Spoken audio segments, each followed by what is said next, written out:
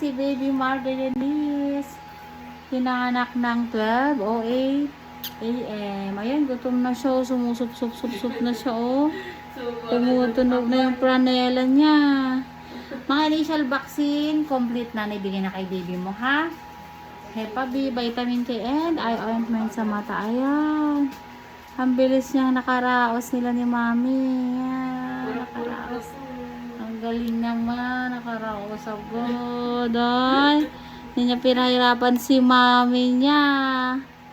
Kabilis-bilis naman yan.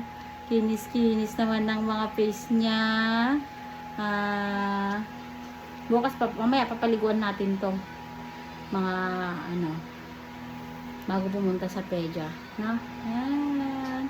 Taraos na sila ni Mami niya. 2.5 kilos lang si baby. Sakto lang yung kanyang kilo. Kaya mabilis din si Maming pinapush si baby. Ayan, oh. Kinis-kinis. Congrats. Parang may dimplet ba yan? Wala. Dalawa yung leeg mo na, oh.